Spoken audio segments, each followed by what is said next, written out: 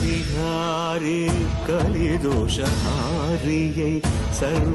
సర్వభూపాలురకు సిరులను కలిగించు మోహిని కృష్ణులుగా మోహము తొలగించు గరుడ వాహనమెక్కి ఘనదాస్యమును చూపు హనుమంత సేవలో అభయం ప్రసాదించు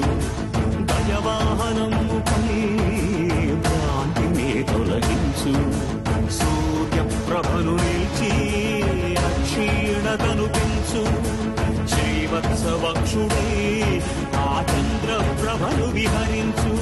రథమెక్కి మనోరథమెక్కి మరిన వాంఛలను త్రుంచగా రయమెక్కి హరిహయమెక్కి కరుణ వీక్షణము పంచ